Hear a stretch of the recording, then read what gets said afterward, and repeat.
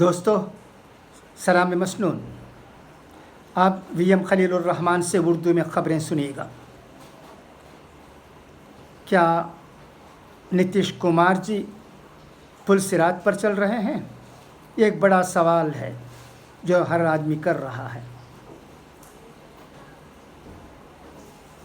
مستقبل بتائے گا کہ بہار میں کیا ہونے والا ہے۔ جنتا دل کے لیڈر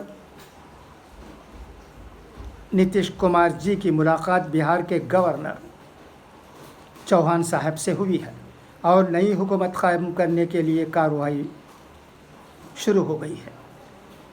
یہ ان کا چوتھا ٹرم ہے۔ گزشتہ مرتبہ وہ بیک ڈور سے سی ایم بنے تھے اور اس مرتبہ بی جے پی سے بہت کم مرتبے پر سیاست میں ہوتے ہوئے بھی بی جے پی کی تائید سے وزیر اعلیٰ بننے والے ہیں۔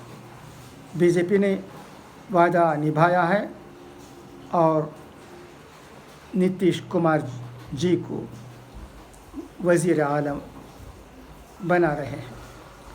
اب دیکھنا ہے کہ آئندہ یہ سیٹ اپ کیا گل کھلاتا ہے۔ ایسا لگتا ہے کہ نتیش کمار جی ہر معاملے میں ایک ٹائٹ کارنر میں ہوں گے، مگر وہ ایک اچھے سیاستدان ہیں۔ ہو سکتا ہے کہ سیاسی نشیب و فراز کو وہ سنبھال لیں گے اور بہار کی ترقی کے لیے سیاست کو بالائے طاق رکھ کر کام کریں گے۔ خدا کرے کہ ان کی بننے والی حکومت لوگوں کے لیے مفید ثابت ہو۔ نتیش کمار جی کو بہت بہت مبارک ہو وزیر اعلیٰ کا عہدہ، جو کہ ان کے لیے نیا نہیں ہے۔ جیسا کہ کہا گیا، وہ 4تھ ٹرم کے لیے چیف منسٹر بننے والے ہیں۔ یہ ان کی بہت بڑی کامیابی ہے، اسے کوئی انکار نہیں کر سکتا۔ ہم نتیش کمار جی کو بہت بہت بدائی اور شبھ کامنائیں پرستت کرتے ہیں۔ خدا کرے کہ بہار میں سب کچھ اچھا رہے۔ یہ مضمون آج کے راشٹریہ سہارا میں شائع ہوا ہے، جو کہ مسٹر کرن تھاپر کا ہے۔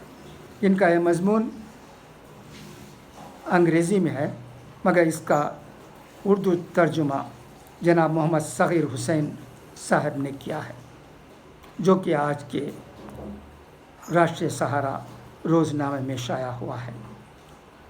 اس مضمون میں بجاج آٹو کے managing director mister Rajiv Bajaj اور سابق آئی اے ایس افسر شکلا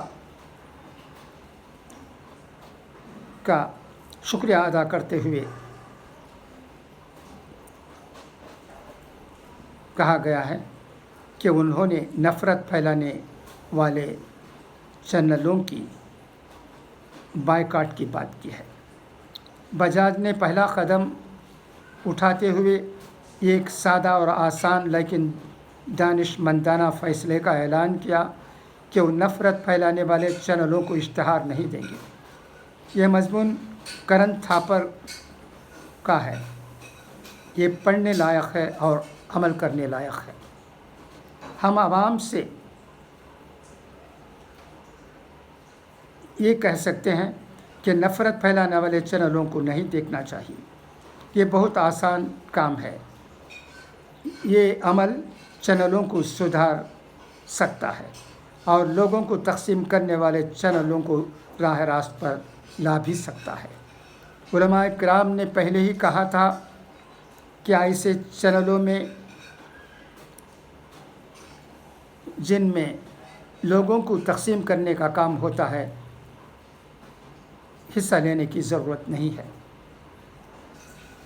اس کے علاوہ اب ڈی ایم کے پارٹی نے بھی کہا ہے کہ فرقہ پرستوں کے ساتھ چینلوں کے ڈیبیٹس میں حصہ نہیں لینا چاہیے.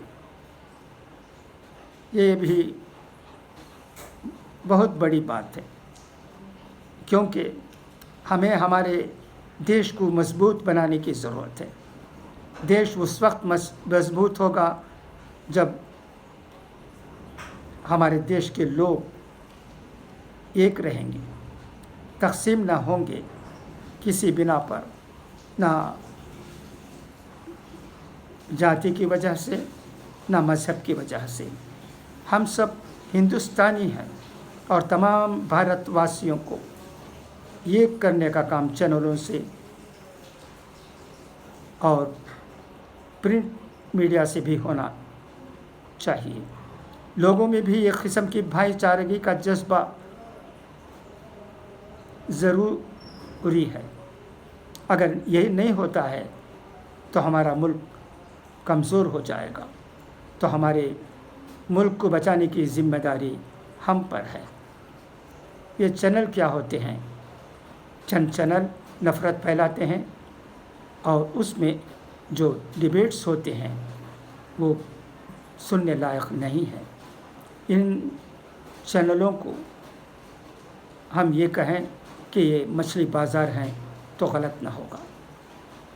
تو آئیے ہم تہیہ کریں کہ نفرت پھیلانے والے، ملک کو تقسیم کرنے والے، ملک کو کمزور کرنے والے اور بیکار کی بے تکی باتیں کرنے والے چینلوں کو دیکھنے کی ہمیں ضرورت نہیں ہے. اور اب اقوال زرین بھی سن لیجیے گی. یہ اقوال زرین حضرت امام غزالی رحمۃ اللہ علیہ کے ہیں. ایک، رات کو سوتے وقت دن بھر کے کاموں کا جائزہ لے لینا چاہیے. 2، ہر کلام میں نرمی اختیار کرو، اس کا اثر، لہجے کا اثر الفاظ سے زیادہ ہوتا ہے. 3، تکلف کی زیادتی محبت کی کمی کا سبب بن جاتی ہے. 4، مطالعہ دل کو زندہ اور بیدار رکھنے کے لیے ازحد ضروری ہے. 5، سخت کلامی سے آپ ریشم جیسے نرم دل بھی سخت ہو جاتے ہیں. یہ اقوال زرین بھی آج کے راشٹریہ سہارا اردو روزنامے میں شائع ہوئے ہیں. میں نے مناسب سمجھا کہ آپ کے سامنے رکھ دوں. یہ رہی چند باتیں.